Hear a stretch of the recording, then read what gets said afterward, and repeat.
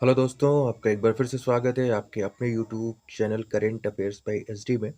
और मैं आज एक बार फिर से हाजिर हूँ आपके लिए 5 नवंबर 2021 के कुछ महत्वपूर्ण करंट अफेयर के क्वेश्चंस के साथ। तो अगर आप में से कोई मेरे चैनल पे नया है, फर्स्ट टाइम विजिट कर रहा है, तो कृपया मेरे चैनल को सब्सक्राइब करें, वीडियोस को लाइक और शेयर करें और बेल आइकन को भी प्रेस कर दें ताकि आगे आने वाली वीडियोस का नोटिफिकेशन आपको मिलता रहे।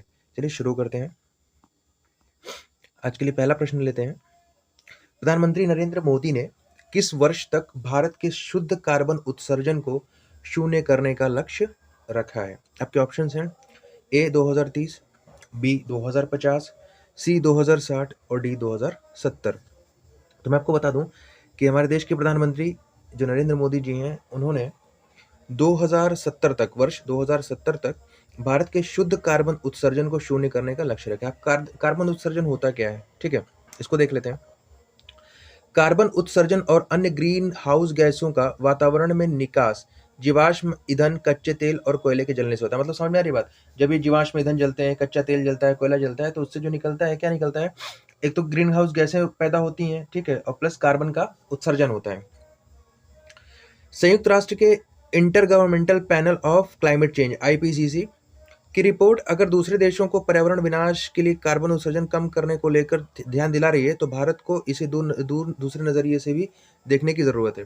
कार्बन उत्सर्जन के मामले में चीन और अमेरिका के बाद भारत तीसरे स्थान पर। याद रखिएगा कि सबसे ज्यादा कार्बन उत्सर्जन जो होता है वो चाइना में होता है, ठीक है ना। उसके बाद अमेरिका में, और फिर भारत जो है तीसरे स्थान पर है।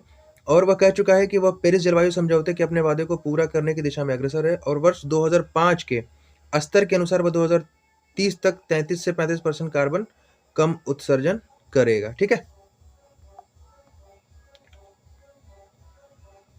अगला प्रश्न लेते हैं।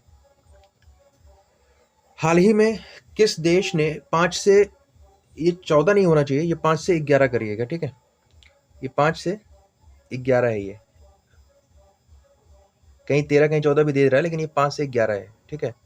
5 से 11 वर्ष के बच्चों को के लिए फाइजर के टीके को मंजूरी दे दी है। जो फाइजर का टीका है, ये कोविड के लिए, आपने देखा है कि अभी 2019 से कोविड जो है काफी तबाही मचा रहा है, चाइना से ये शुरू हुआ था। तो किस देश ने जो फाइजर के टीके को मंजूरी दी है, ठीक है, तो मैं आपको बता दूं कि ये जो है आपका यूनाइटेड स्टेट्स ऑफ अमेरिका है, जिसको आप अमेरिका बोलते हैं। अमेरिका की राजधानी जो है वॉशिंगटन डीसी है, मुद्रा डॉलर है और राष्ट्रपति जो यहाँ के हैं वो जो बाइडेन है, ठीक है। चलिए अगला प्रश्न लेते हैं।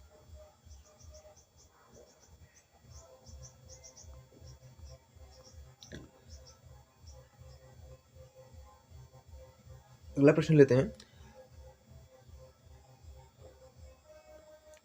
हाल ही में किस देश में विदेशी मुद्रा पर बैन लगाया गया है? हाल ही में जो है वो अफगानिस्तान ने विदेशी मुद्रा पे बैन लगा दिया। यहाँ पे तालिबान का शासन चल रहा है और उन लोगों ने ये हवाला दिया है कि जो हमारा राष्ट्र, जो हमारा देश है, उसकी जो कंडीशन है काफ़ी ख़राब है, इसलिए जो है विदेशी मुद्रा में लेन देन आप लोग ना करें। जो भी लेन देन करें वो जो है आप अपने देश की मुद्रा में ही करें, ठीक है ना, करेंसी में। राजधानी यहाँ की काबुल है और यहाँ की जो मुद्रा है वो अफगानी है, ठीक है। चलिए अगला प्रश्न लेते हैं। भारतीय क्रिकेट टीम के नए हेड कोच कौन बनाए गए हैं? देखिए अभी इस समय वर्तमान में जो है, अभी रवि शास्त्री जी जो हैं हेड कोच हैं, लेकिन जैसे T20 वर्ल्ड कप खत्म होगा और जब भारत जो न्यूजीलैंड के दौरे के लिए निकलेगा, तो उसके लिए जो है राहुल द्रविड़ जी स्थान लेंगे। मतलब अब रवि शास्त्री जी भारतीय जो टीम है, हमारी सीनियर मेंस टीम है, उसके हेड कोच के पद से इस्तीफा दे देंगे, हट जाएंगे और नए जो कोच बनेंगे वो कौन बनेंगे? राहुल द्रविड़ जी बनेंगे, ठीक है। और राहुल द्रविड़ जी को जो है क्रिकेट में वॉल के नाम से जाना जाता है, ठीक है ना, मतलब दीवार के नाम से जाना जाता है, ठीक है, द वॉल। अगला प्रश्न लेते हैं। पंजाब के मुख्यमंत्री कैप्टन अमरिंदर सिंह ने कांग्रेस पार्टी से इस्तीफा देने के बाद किस नई पार्टी का ऐलान कर दिया है? तो मैं बता दूं कि इन्होंने जो है लोक कांग्रेस पार्टी जो है, लोक कांग्रेस पार्टी, ये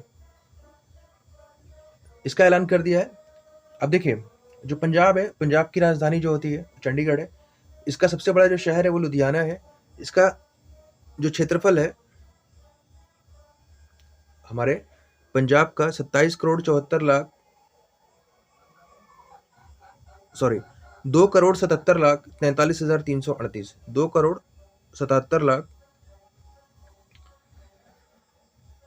2,43,38 वर्ग किलोमीटर है। इसका गठन जो हुआ था 1 नवंबर 1966 को हुआ था। किसका? पंजाब राज्य का।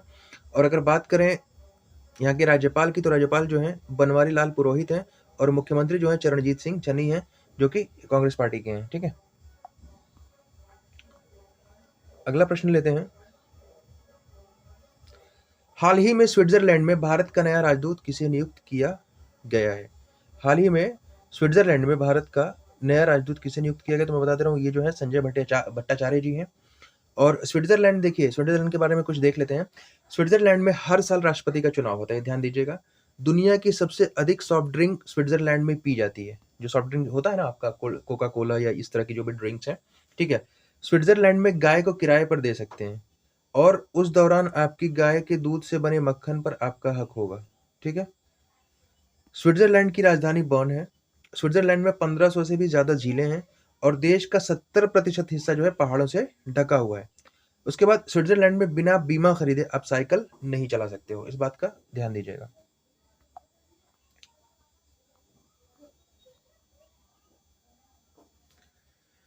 भारत के किस राज्य में जनजातियों की संस्कृति को, या को नहीं, संस्कृति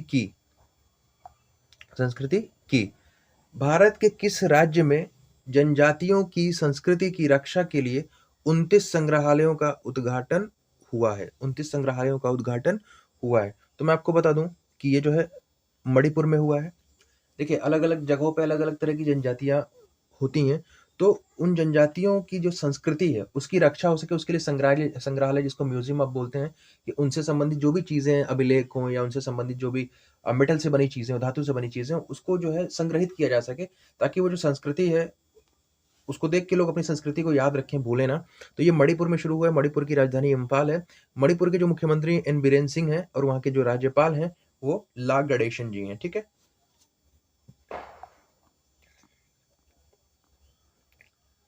चलिए, सोशल मीडिया कंपनी फेसबुक का नया नाम अब क्या होगा? फेस इंस्टा होगा, मेटा होगा, फेस मेटा होगा, या इनमें से कोई नहीं? तो जो फेसबुक कंपनी है, ठीक है ना, इसका नया नाम मेटा होगा। अब देख लेते हैं।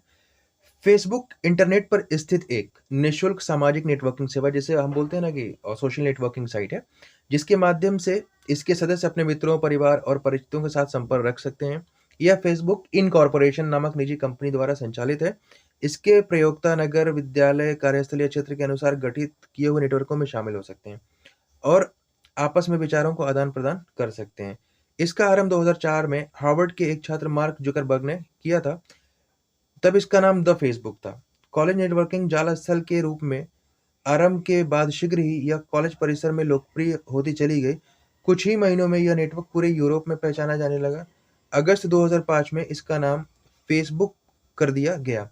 फेसबुक में अन्य भाषाओं के साथ हिंदी में भी काम करने की सुविधा है। ठीक है ना, याद रखिएगा इस चीज को।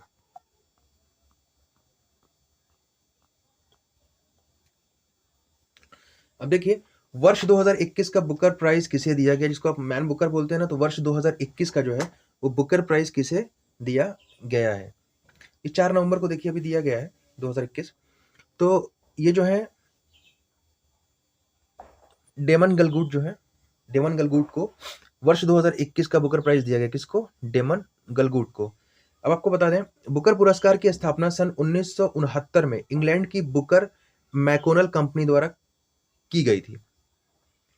इसमें 60,000 पाउंड की राशि विजेता लेखक को दी जाती। 60,000 पाउंड की बात कर रहे हैं, देखिएगा।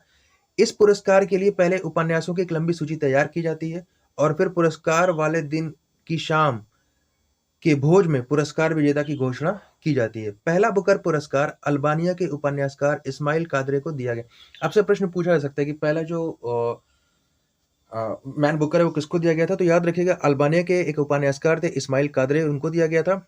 अब इस साल जो है 2021 में जो डेमन गलगुट को दिया गया है, वो दक्षिण अफ्रीकी लेखक डेमन गैलगट, यहाँ पे लिखा हुआ लेकिन उनको गलगुट पढ़ते हैं, को उनके उपन्यास द प्रॉमिस के लिए, याद रखिएगा कि डेमन गलगुट को या गलगुट को किस उपन्यास के लिए उनको दिया गया है उसके, तो द प्रॉमिस के लिए उनको दिया गया है।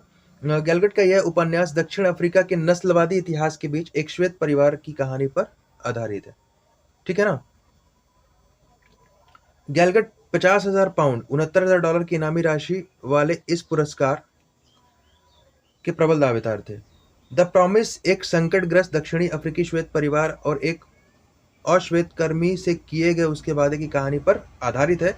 गैलगट इस पुरस्कार के दावेदारों की अंतिम सूची में तीसरी बार पहुंचे थे। इससे पहले 2 बार और पहुंच चुके थे, 2003 और 2010 में, तो उस समय इनको नहीं मिला था।